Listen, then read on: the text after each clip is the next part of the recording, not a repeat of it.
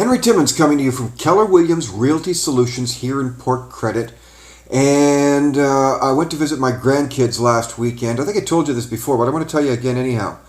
I was telling them about a book I read. I read Origin by Dan Brown, which was pretty interesting. And then I went off and discovered a few interesting YouTube videos by Gary Vee and some other people. And I was explaining to them how the world is going to be changing so exponentially quickly over much of their life. These are my two granddaughters that are 10 and 14, I think.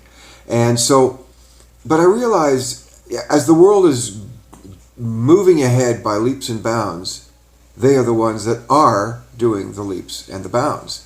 So I was sort of preaching to the choir, I think they call that, preaching to the choir. They knew a lot about this stuff, but they were very polite and listened to me.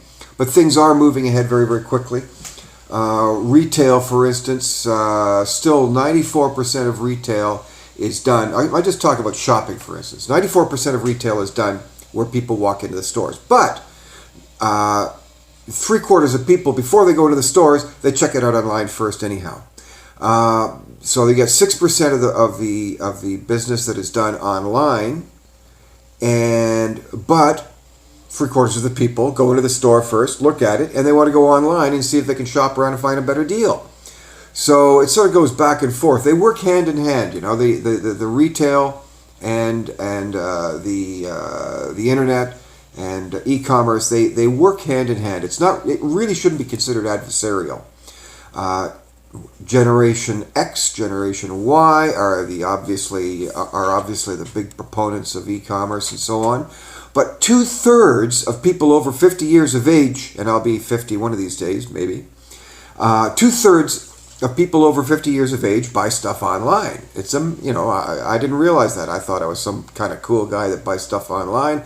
No, I am not so cool. Lots of people are doing it, my age kind of thing.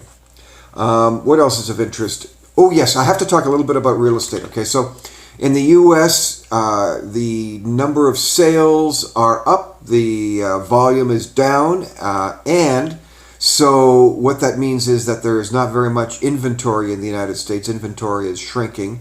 It's a pretty large market to shrink, and so what that will mean is that we're looking at sort of an increase an edge up in prices in the United States. Hopefully they'll keep a handle on their mortgage situation like they didn't do back in 2007, 8, and 9, and 10 sort of thing, where the market completely collapsed. So bodes well for us here in the GTA. This is nice.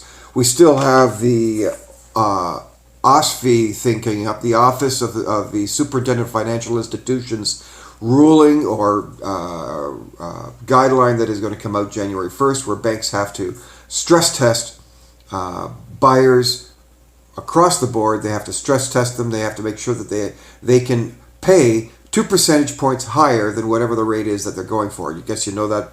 Some people don't know that, but I just wanted to remind you of that.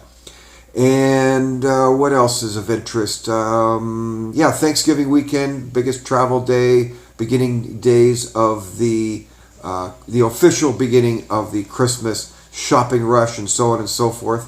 I don't know whether you're buying anything online this weekend. I've already bought a pair of sunglasses, so I don't know who I'm going to give that to, and I'll continue on there. Anyhow, questions or comments, love to hear from you. Like my YouTube page as well, 905-334-0999 or henrytimmins@live.ca, and I'll talk to you later.